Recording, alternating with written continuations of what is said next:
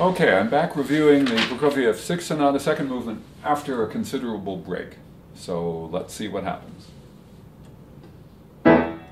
By break, I mean many, many days, not many, many hours or minutes.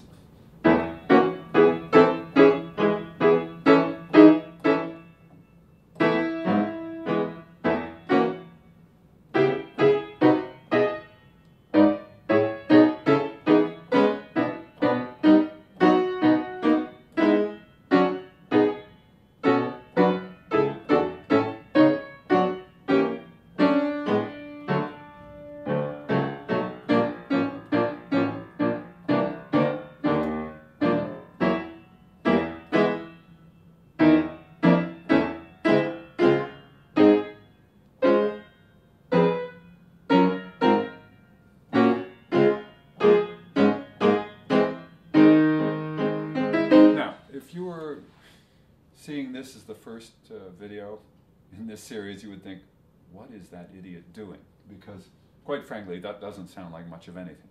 What I am doing, what I was doing, and what I was passing judgment on as I was doing it, I was taking a lot of what I call mental breaths.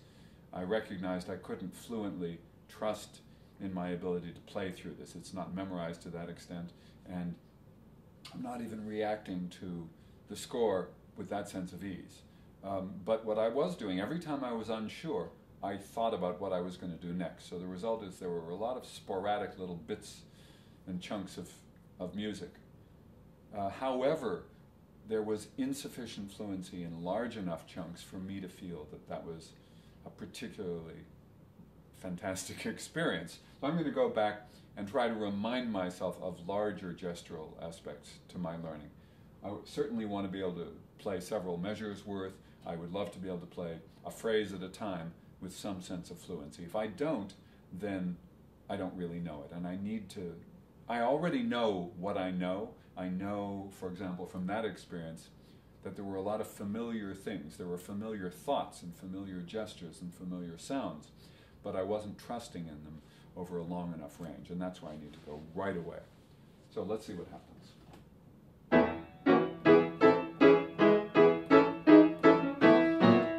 So, for example, the first big gestural demand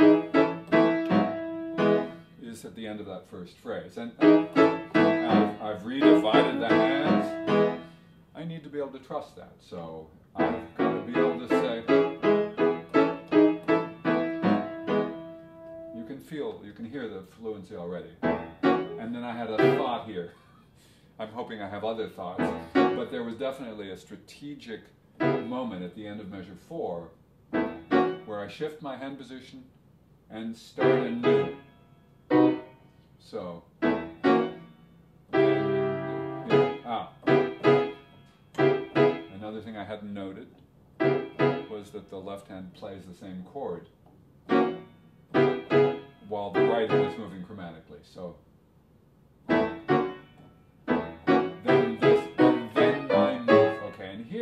Because there are so many, the harmonic rhythm is so quick, every single quarter note, which is half a beat, is changing harmony. So I have to know those. I have to know them. I can't know them all by label, it's too quick. But I have to know them idiomatically, how they relate to one another physically, orally. Of course, I'm at the point where when I play them hands alone, I have that idiomatic relationship. You can hear the fluency. You can see that I'm talking to you most of the time and playing with a sense of ease. But of course, the moment I'm playing my other hand, if there's any demand placed on me to think about it, it's going to distract me from the ease I just showed. So, let's see.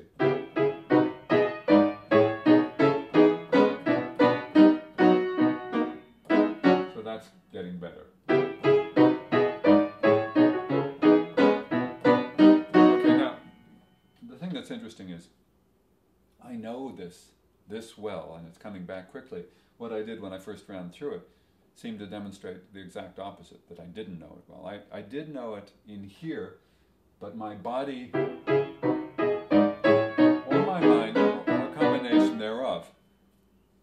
have the large scale gesture. So they are coming back, which is a good sign of good preceding work.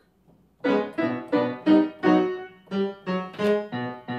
need just to add a 1 in the end of 7, just as a reminder. And then the shift in the left is really important. Whoops, and I ignored my new finger indication.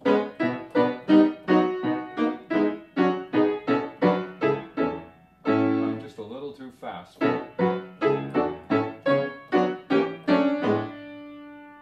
Interesting.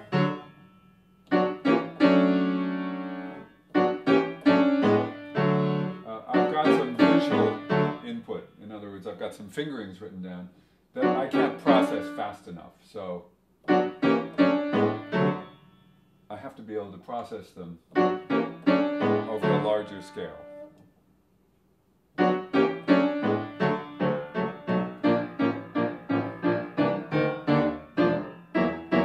Yes, I remember this very well. I mean, I remember very well that it's a challenge. 3 of them with B flat, then the B natural, and then onwards. Okay, let me get to there.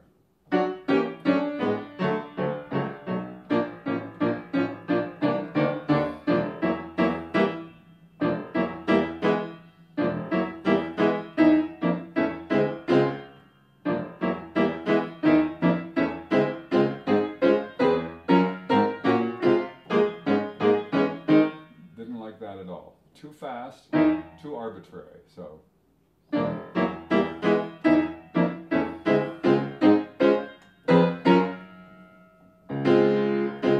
have good labels here, which I haven't availed myself totally of. But even the labels I can't process fast enough. So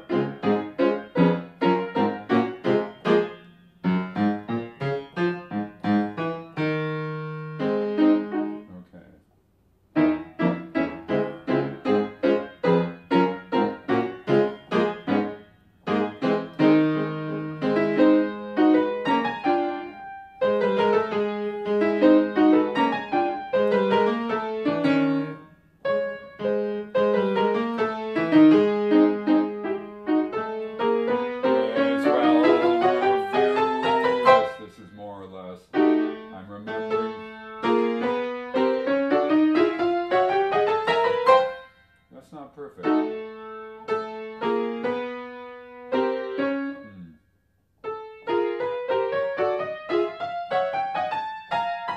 That's it.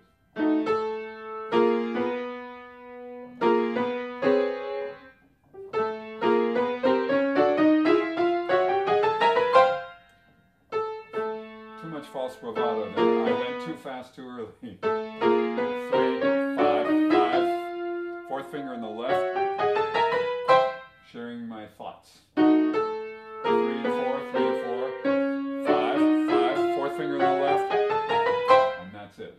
In other words, there's a process that works and a process that doesn't. There's plenty of processes that masquerade as working, that sort of sound halfway decent. But I want to know. I think I'm right. I am right.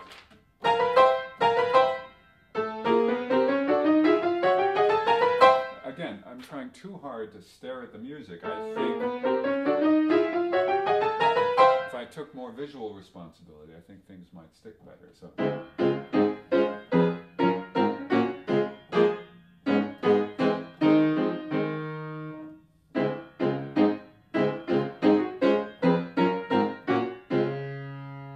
A double 5, I'm a double 1, in other words.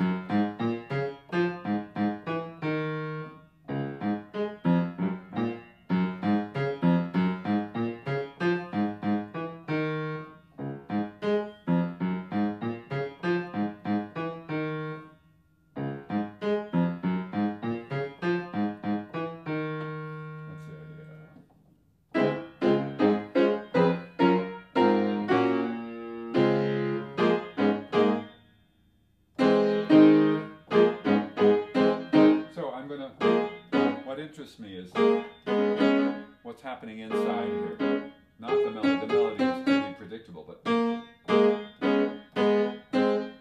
so an easy way of learning that is to voice it.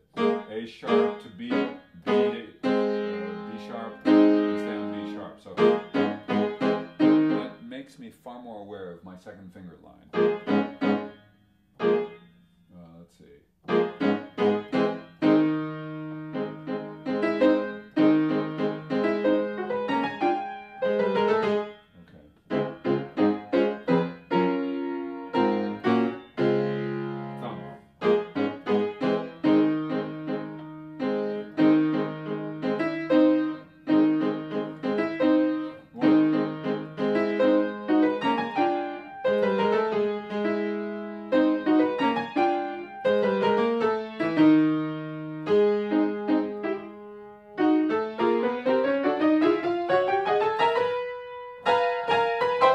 Some of it is simply that, and it's particularly because I'm on this video, is that I'm a little bit afraid of letting go of the score, of practicing for memory. In a way, it's less distracting and it's less scary to be talking and doing it because there's a casualness to it. Whereas when I sort of try to do it, getting it right, it's not such a big deal, but that's the point, that I have to be able to learn to trust my learning.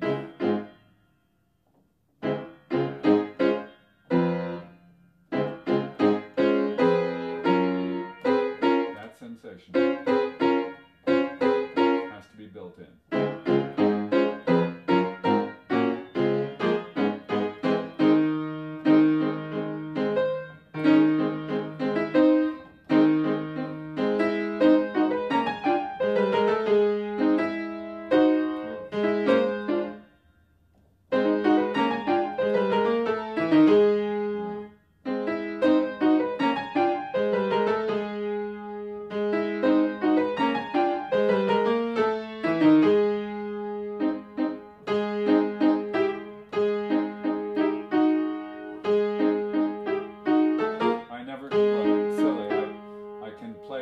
These chords in either hand.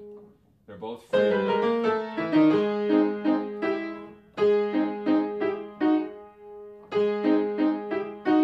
The fancy,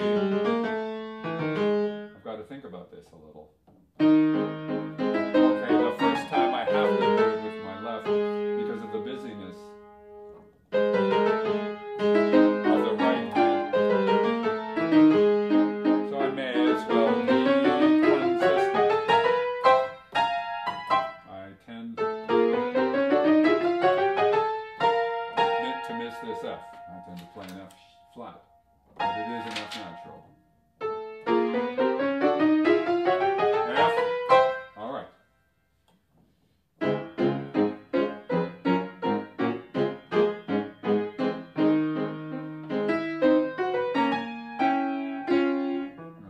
That was pretty good.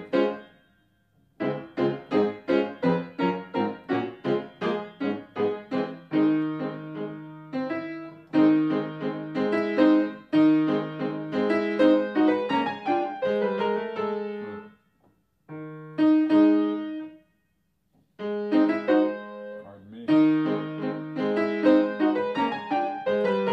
Second finger down there. It's my little inner voice.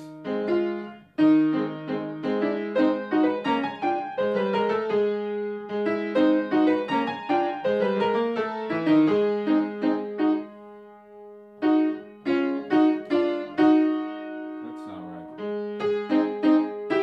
That's why, because I wasn't aware of overreaching that paginatura like that Prokofiev does there.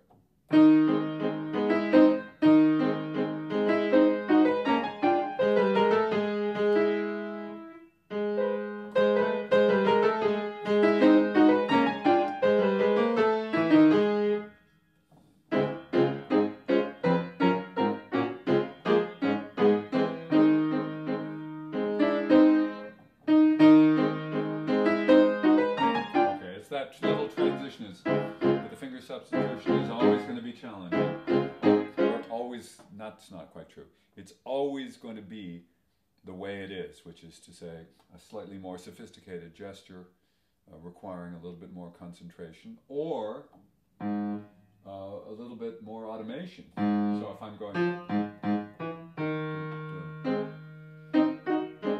So it's this finger substitution right from here, from 3 to 4.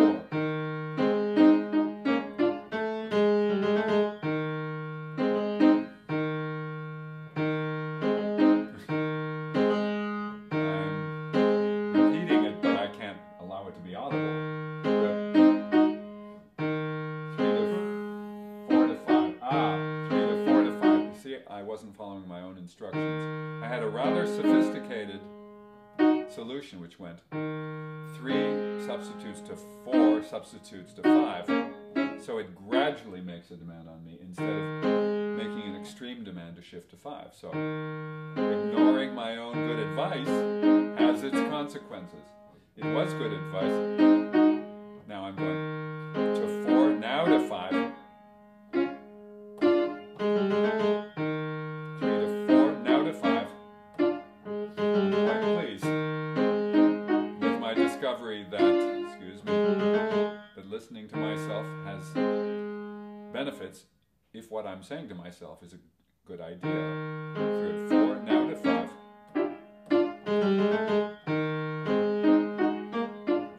Okay, so it's got to reach the point of automation, obviously, and I'm going to stare at you because I want the sensation to be clear to me. It's the sensation that I haven't been trusting. That's right.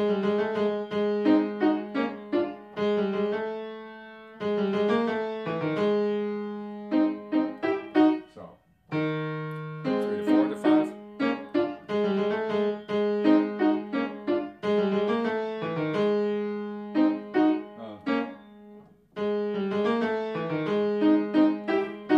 So it goes 3 to 4 to 5. 3.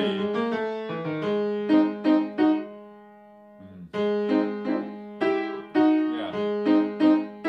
It's quite a striking little gesture to get out of the repetitive pattern.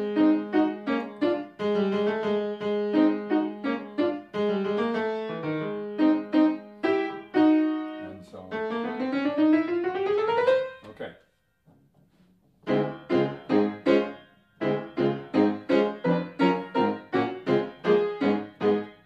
I don't know why I held that now.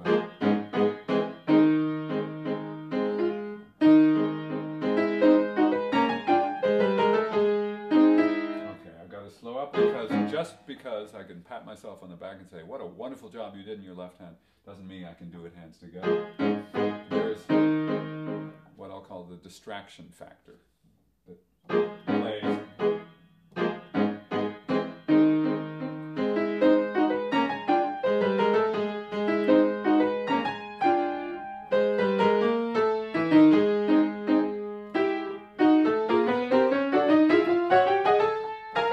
And I might say, incidentally, the camera is a distraction factor. So I've got to sometimes block out the fact that I'm recording and talking and analyzing in favor of just doing. And I did more so then.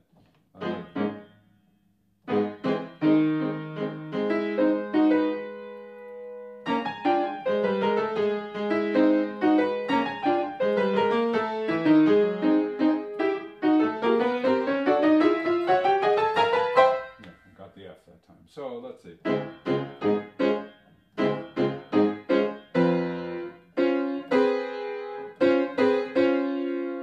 chordal relationship, I really have to make that totally trustworthy and feel safe.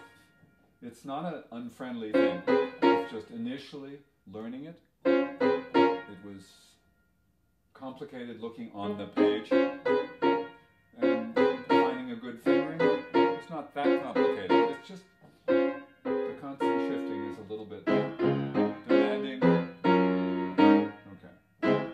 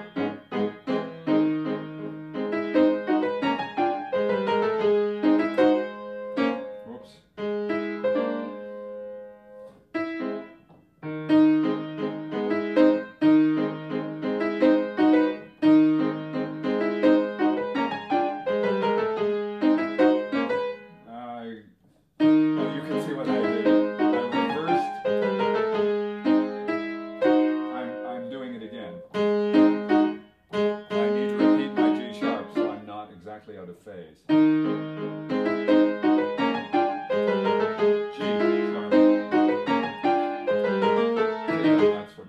So if you fall into a trap, you have to analyze what the trap is. Otherwise, it'll happen again. There it is.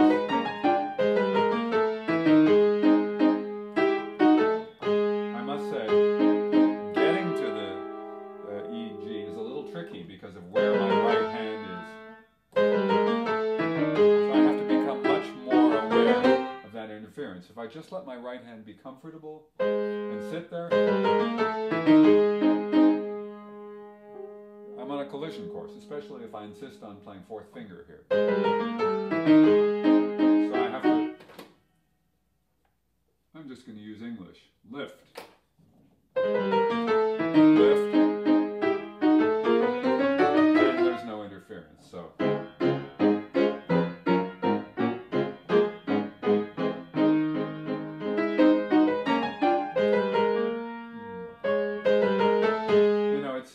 Those are the most challenging spots when you tell yourself, I really know it, and then that false bravado gets in the way. Because I just have to be a little bit careful. Up.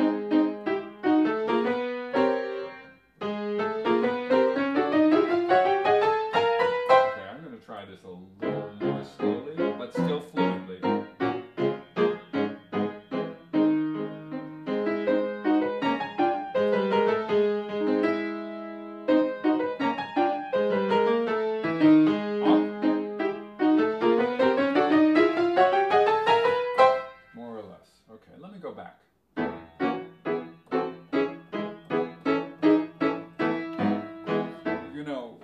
To happen, hard parts or ones that you consider early on to be challenging become less so, whereas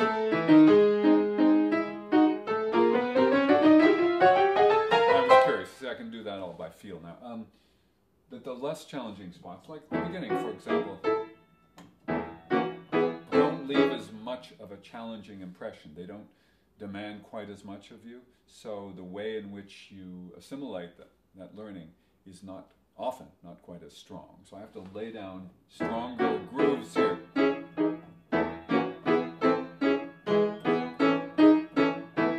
That time, because my awareness was much less in the upper voice of the left hand, so this.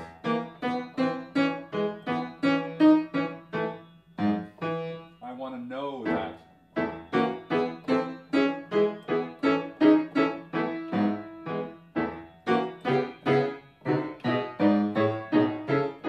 Oops.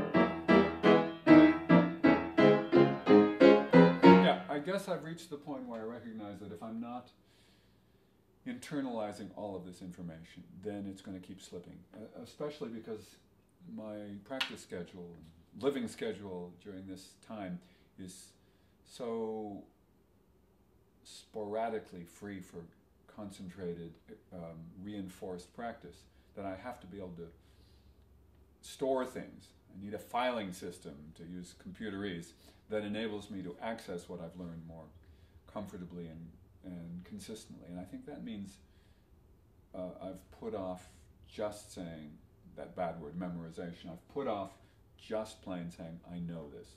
If I do something like this right now admittedly, I've just been working on it, but it's at least at the point that I can say, oh, I had that memorized. Because if it's just under the surface, even if I need a brusher upper at some point, it won't be a big deal. For now, the beginning, I can't do the same thing. I know kind of how it goes, and I can sit here and look at the music and do a pretty good job.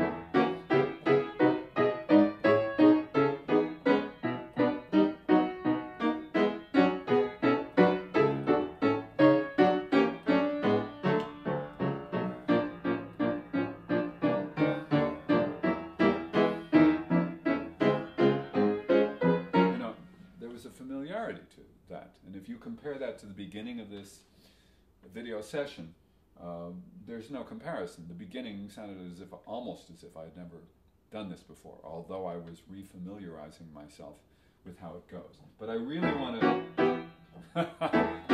case in point, I should have known better than that.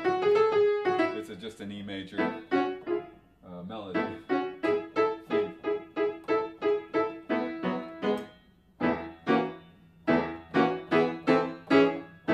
The chromaticism of the left, of the thumb line in the left, that's worth knowing.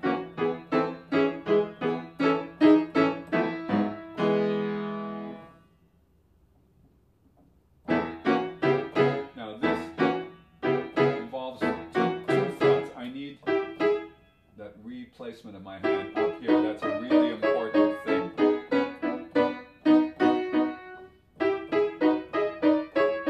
But equally important is the transitional. Because melodically speaking, that's all bound together. Physically speaking, this is more unified than this because of the nature of the hand position changes.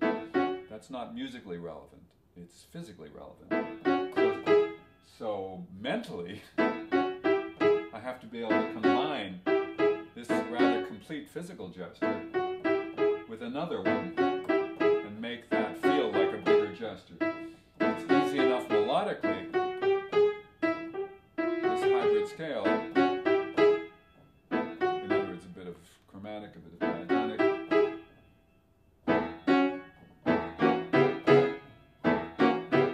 And I had reminded myself previously, the left hand stays in the last two on the same chord.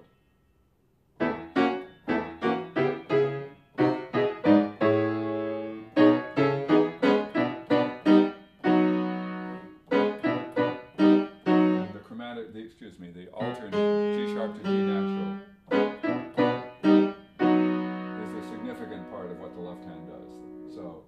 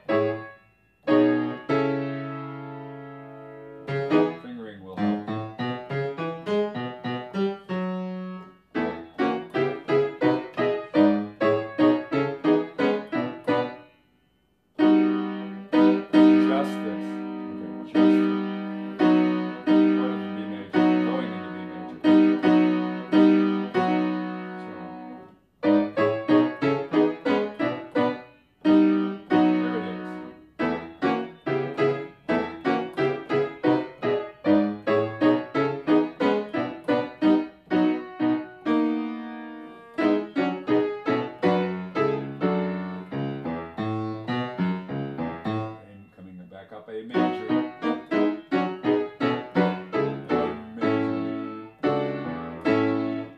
adjust my finger.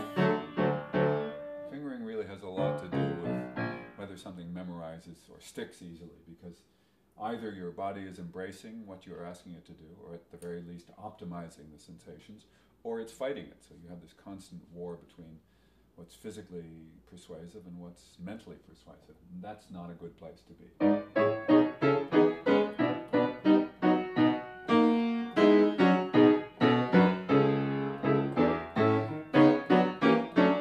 You heard me voicing my left hand.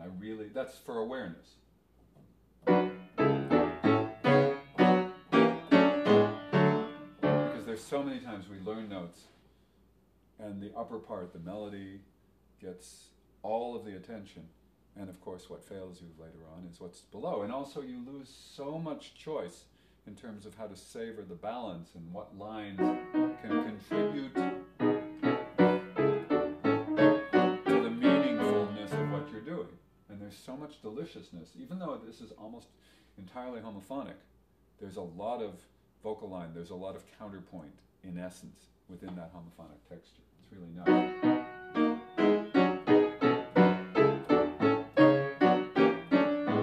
certainly having a lot of experience singing in choirs, I'm well aware of those lines. Often, when there are moving lines, of course, a conductor will draw attention to that. This is true in orchestral setting as well, of course. But it's equally true if there's something intervallically interesting. And the bass line, for example, and the tenor line, and the soprano line is doing the melody pretty well. Throughout.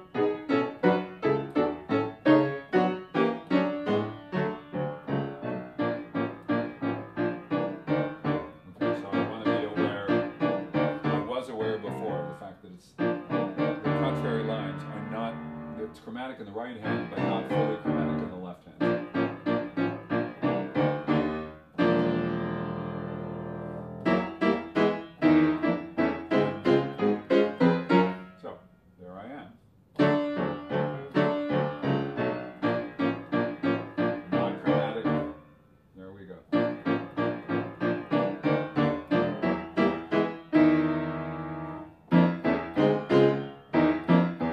Fingering, let me show you how the fingering benefits knowledge. In measure 15, I have these octaves, then I shift to 2 for this scale. And by shifting to 2, I guarantee that I'll run out of fingers after 4 notes.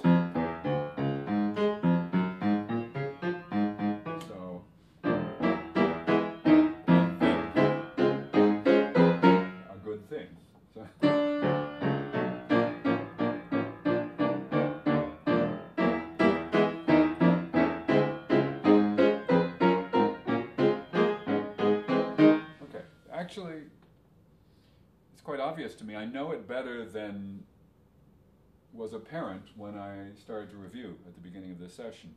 And yet I wasn't able to dredge up what I knew well because there wasn't an obvious hook. There wasn't an obvious way of saying, yippee!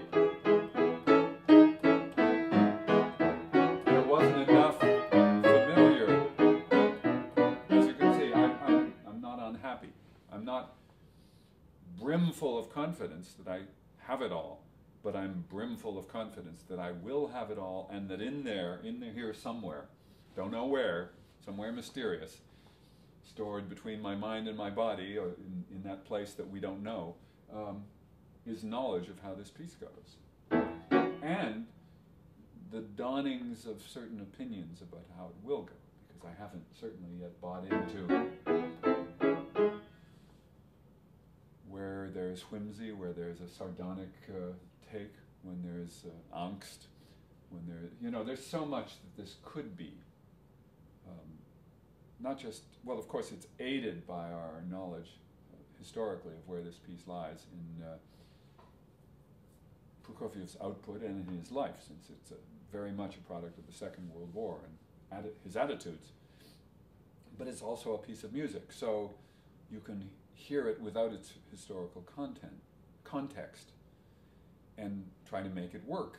It should work, taken on its own, with its historical context. It works, and it has a significant elusive quality that should add extra musical intensity to what's going on. So it's not either or, I don't think. It's both, and it should be able to answer to aesthetic and emotional and nationalistic and political and sociological and whatever, you go on, values. Right now, my primary values are to learn it well and leave the possibility open to exploring it in a variety of different ways.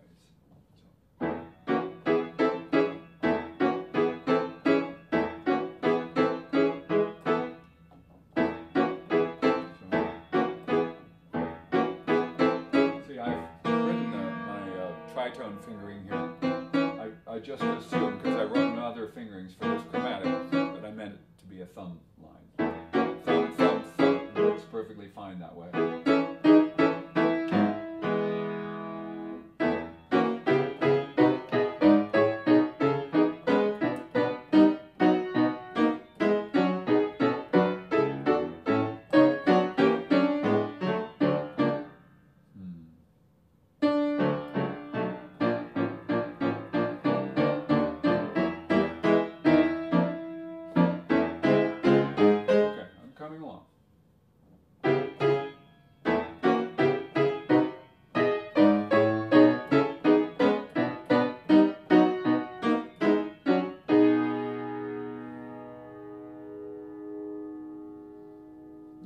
sometimes you can't find your place on the page. Here we are.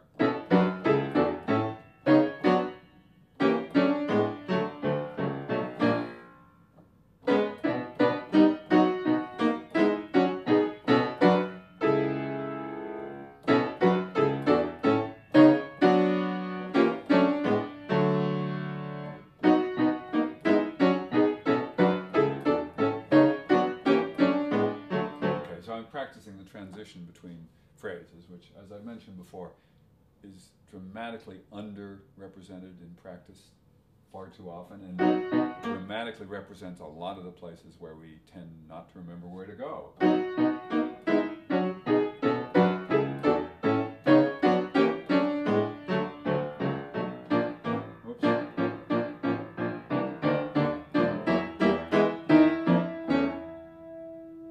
This is all repeated chords. So I, for a moment, thought there was a held note. No held notes. Okay.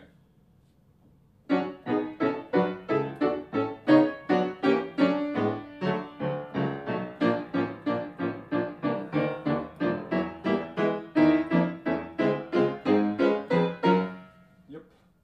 I'm going to keep track of it.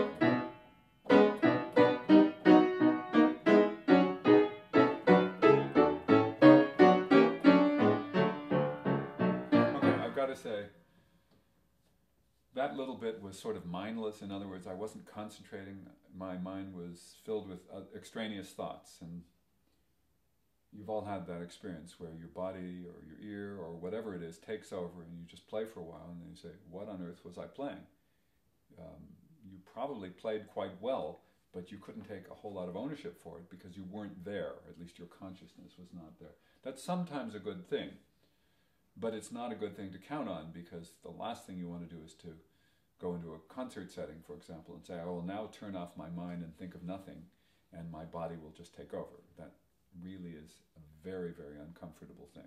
Happens to all of us, but it was good in that I was able to prove that physically I know a lot of what's going on here, but it's not good in the sense that it's not an optimal emotional experience. So I want to improve on that.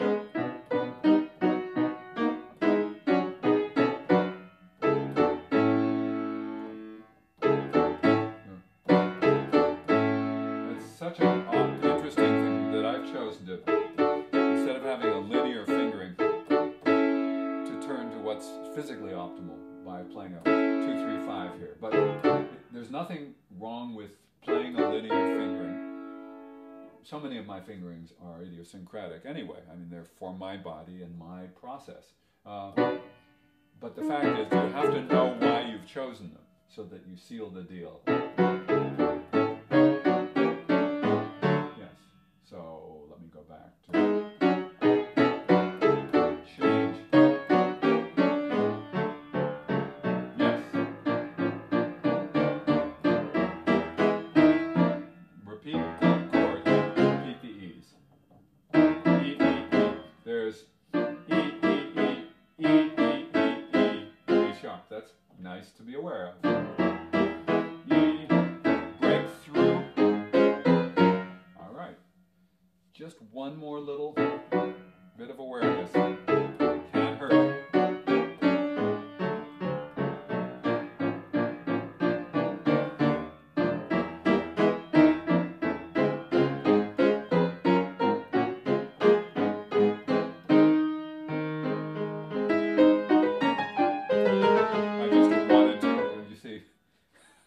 Talk too much. I didn't double up on the G sharp, and therefore I got out of phase. I just wanted to check that transition. Let me go back.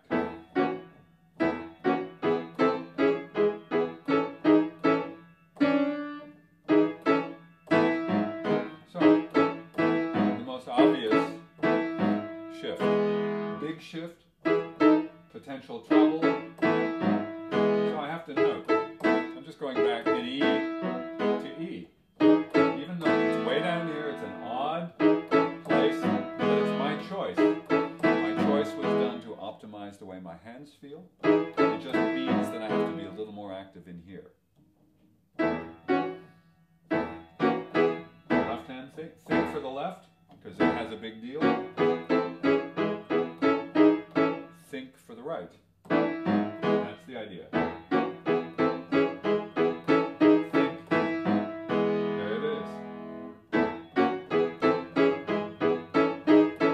Down here.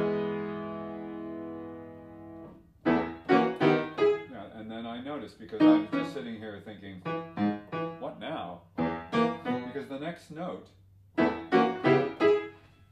makes no sense in support of the right hand if you think that the right hand has the whole significance. There's a dovetailing, and let me explain.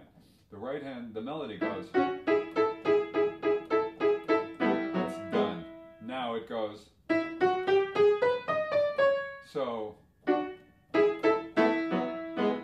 it finishes on E, one would expect in E major. So now the left hand seals the E deal one beat late.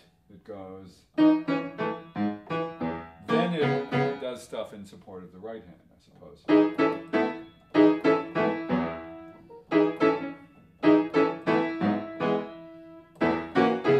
Whoops. So as the right hand starts off on its new line, the left hand does this. Plays an E, then it goes up, which from a right-hand perspective makes no sense. So when I was sitting there wondering, what on earth is my left hand supposed to do? It's not being supportive of the right hand. It's being supportive of its own role as a redefiner of the tonic, of E. And then it moves on. Both lines, it goes from, let's see. I take that back. The right hand had 3 lines here, 3 voices. The left hand plays just the bass line for a while, then it takes over the 2 other voices. So I have, that's my tenor line. Starts in the right hand thumb. But the bass has finished on its own. Not just because that's what I can reach comfortably, but also because it has its own role. And then the left hand, the hand itself, joins in and continues with the supportive voices. So that's just a lot of words to explain the fact that I couldn't figure out when I was sitting there what my left hand should be doing, because it was doing something a little anomalous. Let's see. It's sort of like a gratuitous E, which I like. But I have to know that it's there. And there it is.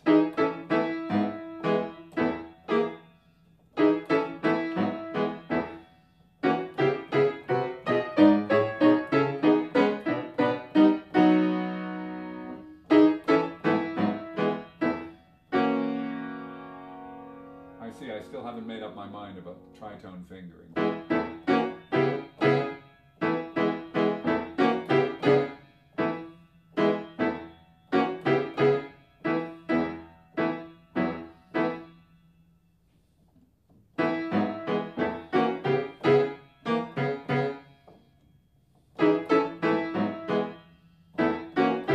I think 1 and 2. I have 1 and 2 and 2/5 in parentheses. I think 1 and 2.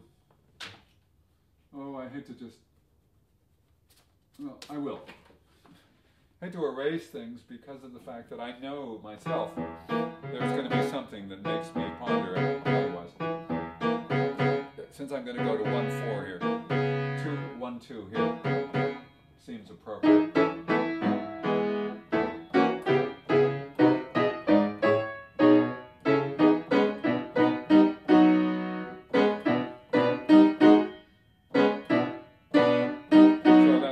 Voicing my second finger line in the right hand, just to make sure I defined what the notes were, what was right.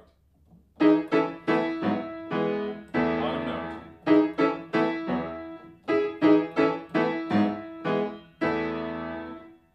So now I went to 2/5 when I just told myself to go 1/2. How very amusing. Maybe the 1 and 2 will make it easier. Getting up here,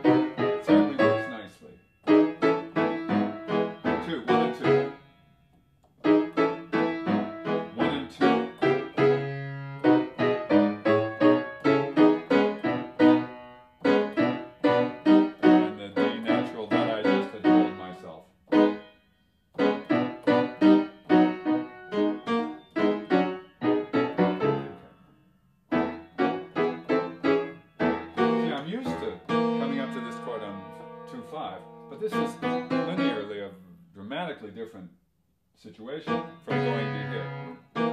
This is perfect fingering.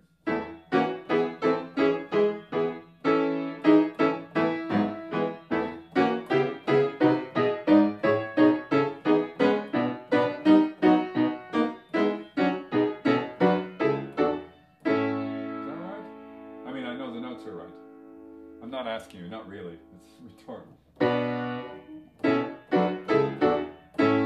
That is the fingering I use. Okay.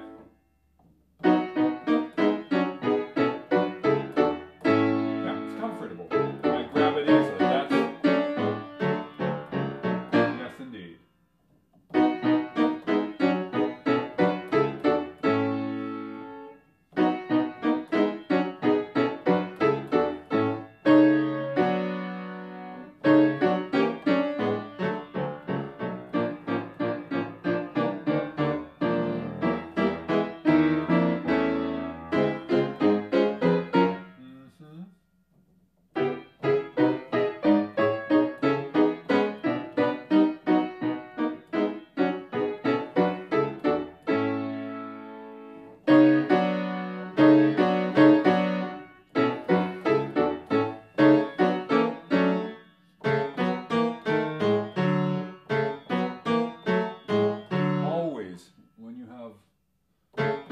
Particularly in language like Prokofiev's, which is sort of a mix of traditional harmonies and atypical added-on notes. If you can find simple lines, like for example, in these chords, well actually, the bass line is pretty standard, and the right hand is chromatic. So the result is, it sounds a little bit less than functional, but it is in fact fully linearly committed, shall I say, and it is committed in this part. So I'm being guided currently by my thumb line. It simplifies my whole attitude.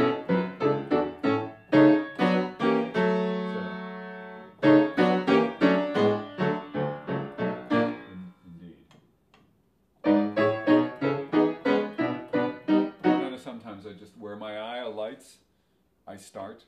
Why? Because I want to become familiar with how everything binds together. I do not want to have what I'd call almost superstitious places, beginnings of things that would under other circumstances sound appropriate and holistic. Here's a phrase, here's a theme, here's a whatever. But the fact is, it's the in-between places that we need to know best, because the obvious beginnings of tunes and the like are the spots that are not normally nearly as challenging as all the binding, all the filler, all the other things. So if my eyes alight in the middle of a phrase and I'm quickly able to pick up the thread, that's a good thing. Okay, let me go.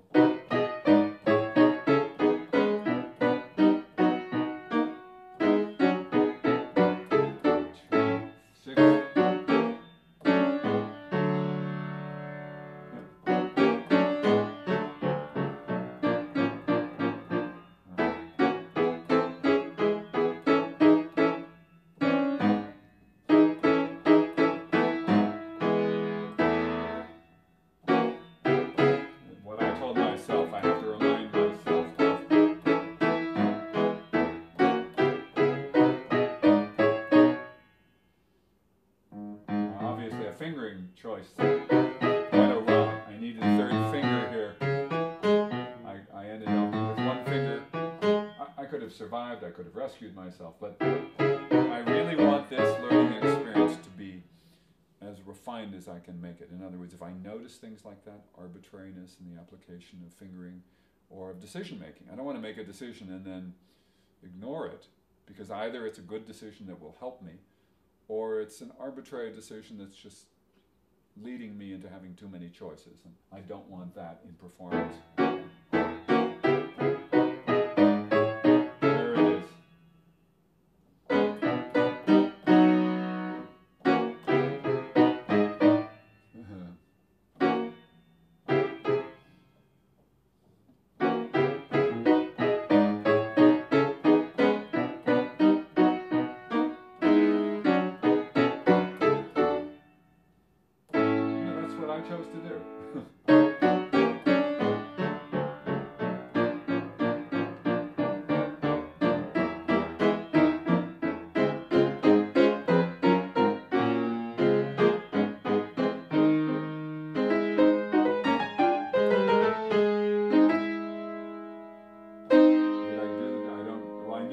caught myself saying, I can't remember if I did the G sharp against it. That's funny.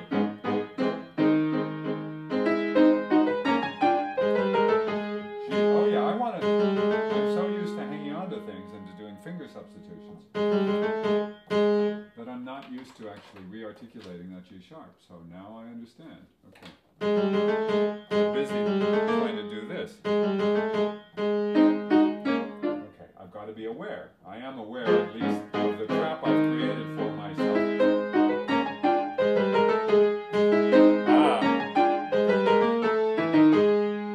Up. Whoa. G sharp major. Okay.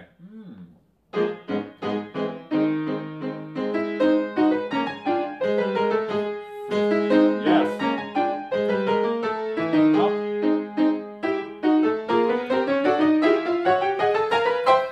All right. So those stick quite well.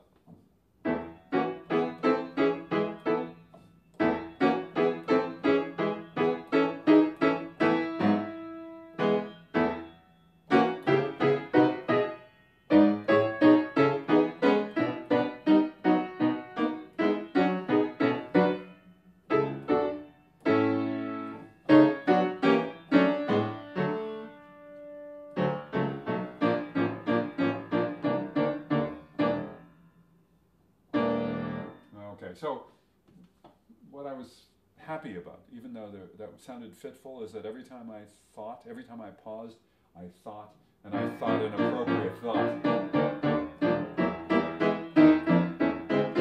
I'm going to do it again.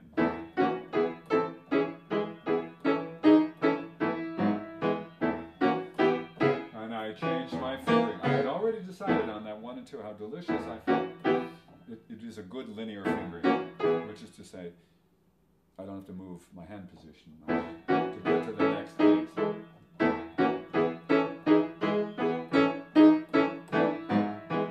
There it is.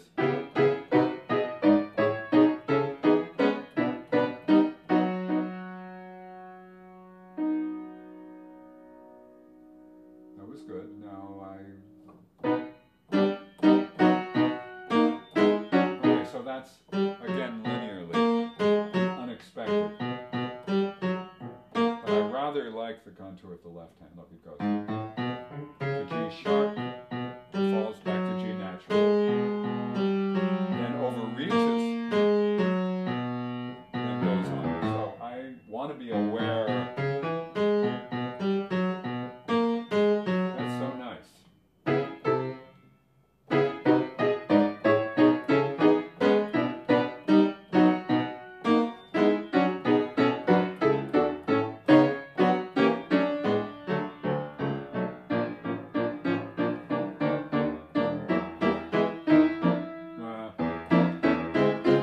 Wanting to hold those chords too. E. So maybe I have to be more aware of the E and the way it breaks through to E sharp. What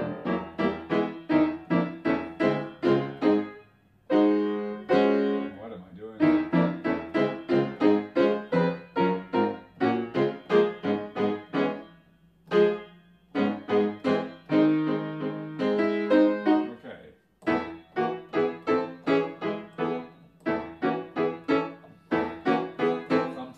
See, I talked about thumb, thumb, thumb, but I didn't write thumb, thumb, thumb, and then I started thinking, oh, didn't think. I just sort of played 1, 2, and it got in the way. If I think thumb, thumb, thumb, it keeps my hand quieter. Down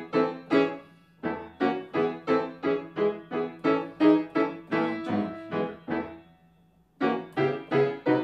That was the remembering the new fingering, or the new old fingering, whatever it is.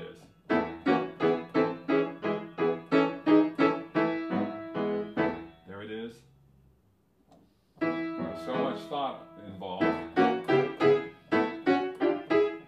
that I forgot about these two pairings, this to here, this to there, and the chromatic line. Okay, so.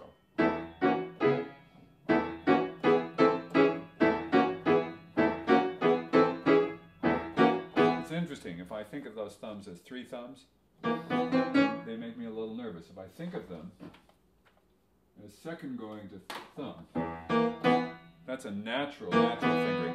Then the next thumb going to from white to black, that's also nice. If I do them as a bunch of thumbs, strangely they feel more challenging than they do when I group them in accordance with comfort and simplicity. So, here, then here, that's it. Then here.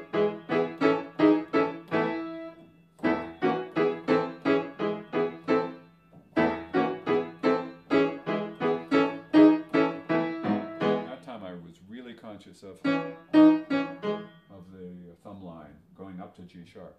So it goes to C sharp and transcends that.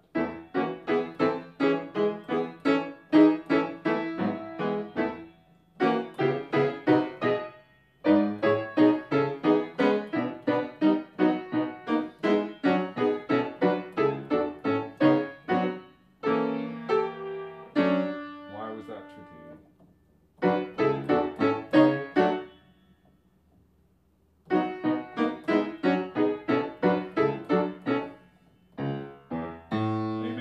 Right?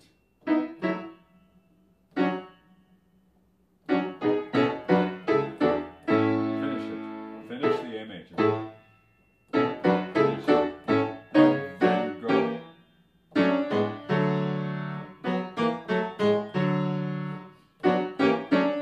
Think of the chromaticism. Let's see.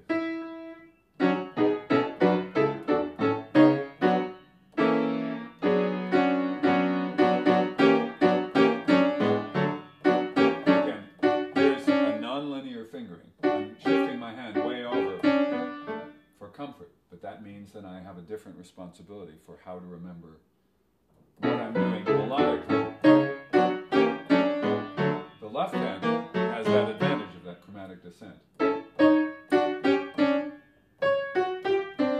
right hand is jumping around like crazy. Even taken alone, taken as a line under the hand, is not as easily predictable.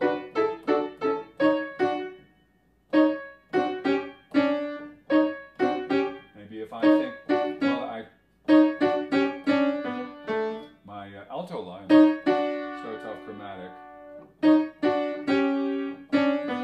then diatonic. So if I think more of that, actually that does, now obviously I'm voicing it much too heavily, but it makes my soprano go along for the ride with much greater comfort. So I'm going to try to think that.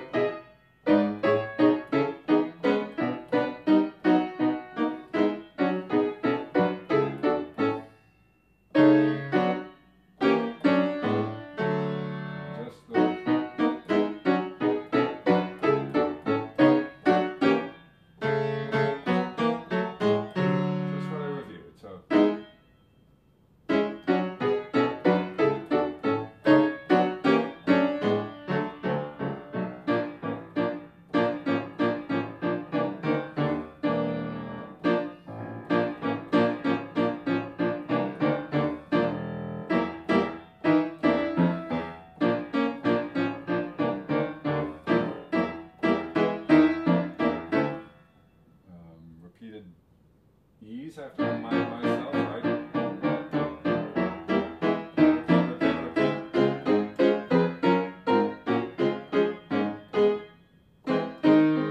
let me go back.